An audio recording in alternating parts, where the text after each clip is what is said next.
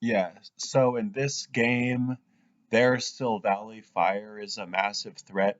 So I just stay in and click Shell Sidearm. Yeah, because I have this thing where I can like hover over and see all of their moves. So it always gets these four moves exactly, so I know it has Sword Stance.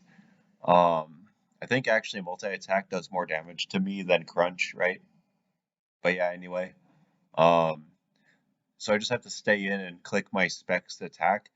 So, as my opponent actually said, it's a 50-50 on if this shell side arm does physical or special damage. I think it's because their defense and special defense are equal in stat. So, I just stay in, just basically to make sure they go down or they don't get like a free switch.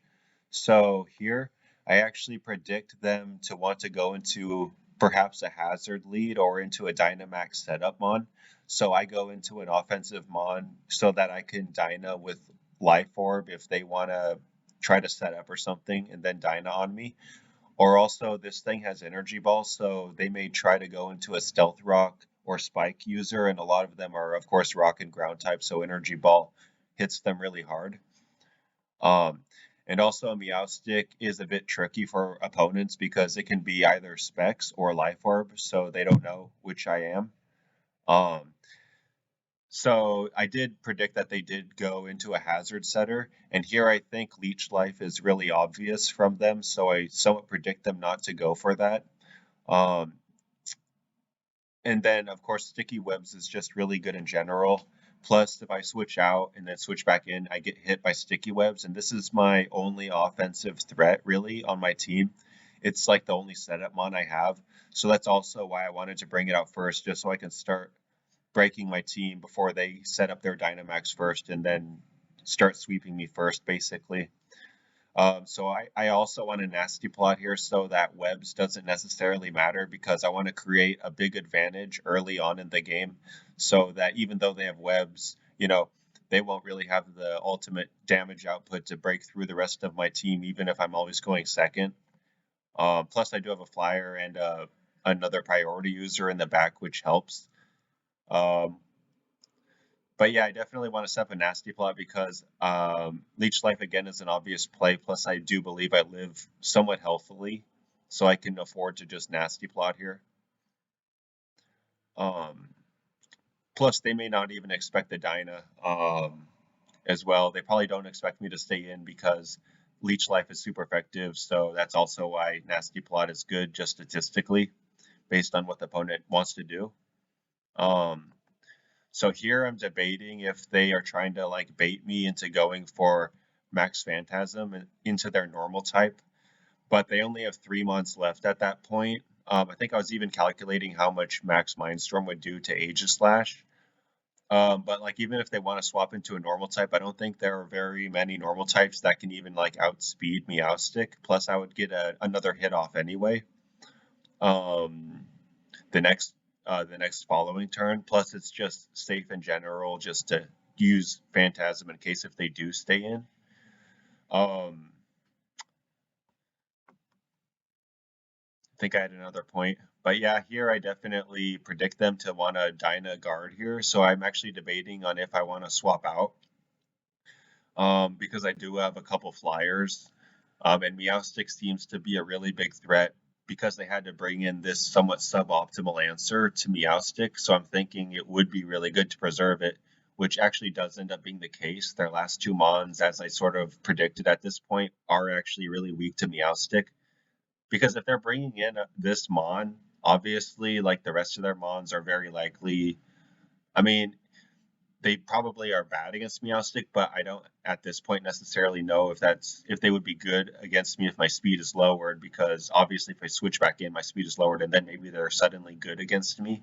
So from these considerations, that's why I just want to stay in basically, because I actually calculated that I do live Life Orb, Max Quake, but unfortunately they do get the critical hit.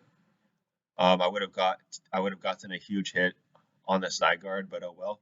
I can't go into my other threat necessarily yet but I do have something in the back for Zygarde. Here I just click U-turn because I'm slower anyway. Plus I won't be doing much damage because they're Dyna, and I also want Regenerator. And obviously if I were to just stay in and click a different move, then they would just KO me on the following turn. So I want to keep as many Mons as possible, plus use, again, the Regenerator ability. Because here at this point, they aren't really set up at all offensively, so I can just go into my Banded Crook and click EQ, because he only has 3 Mons left. Hopefully he doesn't have a Flyer. Of course he has a Flyer, though. So I have to sack this other Thundurus, which isn't very good at all versus Zygarde anyway. So here I don't need to make any prediction. I can just go for T-Bolt because I have good follow-up plays anyway, plus they might over-predict and stay in with Pelipper. So T-Bolt is fine here, even though they do predict that because they get hurt by Life Orb recoil anyway, which is why I'm okay with them going into this. I was somewhat expecting them just to attack there, but again, I guess that coil makes a lot of sense. It actually makes more sense for them to coil because they do that on paper they outspeed my entire team. Plus they do have Sticky Web. I mean, they do outspeed my Flyer, plus with Sticky Web, obviously, they would outspeed any grounded threat I may have. So they do go for the Outrage. I didn't calculate this. There wasn't necessarily any reason for me to calculate this anyway. I basically just needed to make sure they didn't get another coil off in case they wanted to go for that, which could have made a lot of sense, actually, for them to go for.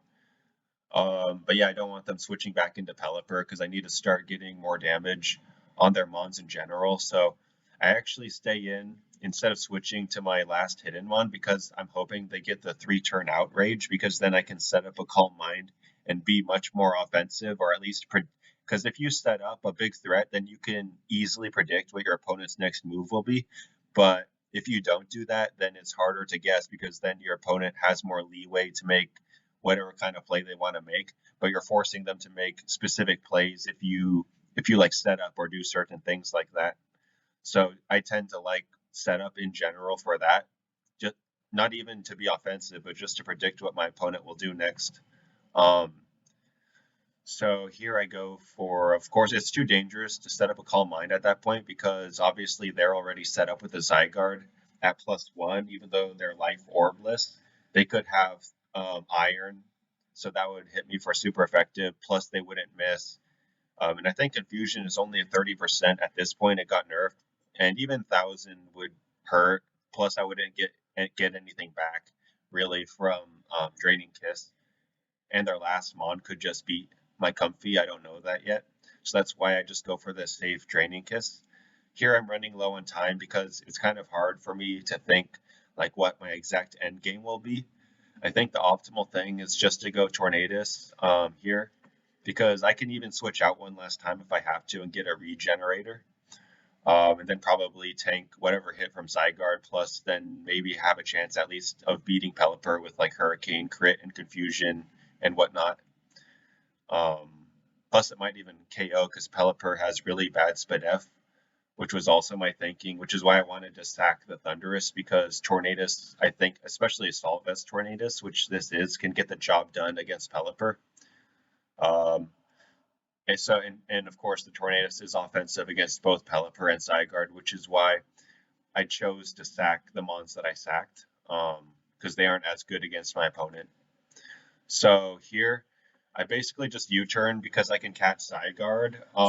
It would be kind of bad if they went Pelipper, but not the end of the world necessarily. So U-turn is kind of all around the best play here. Plus, if they stay in, then I can just go get a free Calm Mind and win the game at that point, especially because this is the last turn of Rain. So the only way Pelipper can really win is if they like crit me every turn or get like Hurricane, Confusion. But again, they have only a 30% chance of landing that. So that's a GG.